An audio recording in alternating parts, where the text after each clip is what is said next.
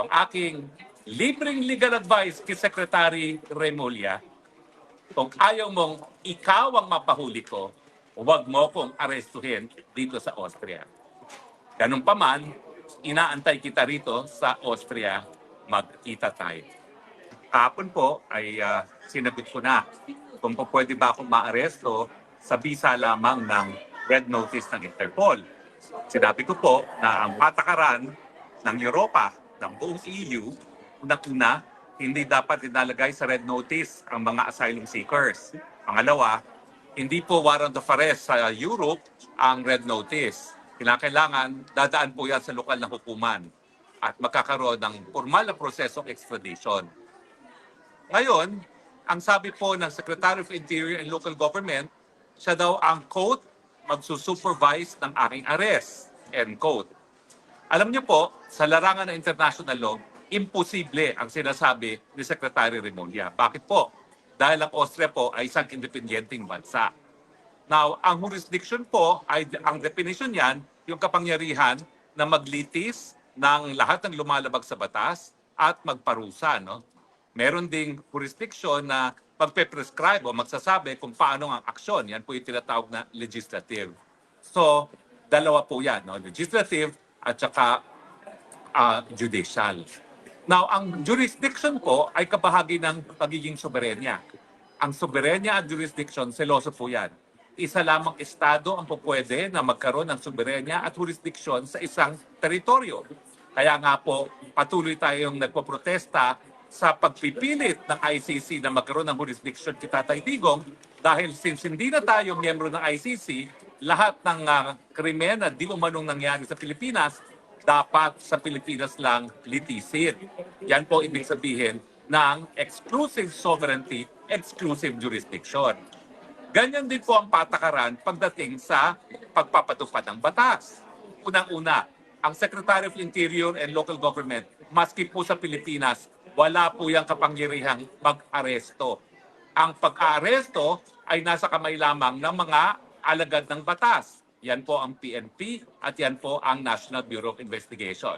Pati po ang Armed Forces of the Philippines, wala po yung karapatan mag-aresto kung hindi ang aarestuhin ay mga military personnel. Yan po ay gawain ng military police.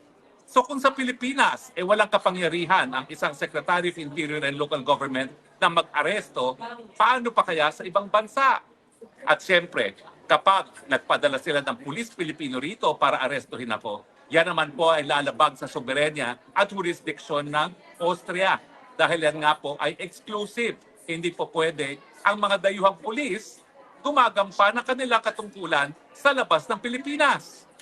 So, malinaw po, kapag si John Vic Remulla mismo ang mag-supervise sa pag-aresto ko, illegal dahil wala naman siya kapangyarihan na mag-aresto mismo sa Pilipinas at lalong-lalo na dito sa Austria. Pangalawa, kung mga pulis Pilipino ang aaresto sa akin, illegal. Yan po ay paglabag sa soberenya at jurisdiksyon ng Austria. Pangatlo, kapag sapilitan nila akong inaresto at isinakay sa eroplano, yan po ay kidnapping. Sa tingin ko, nung kinidnap nila si Tatay Digong dyan sa Villamor, nagawa nila yan kasi sila nakaposisyon.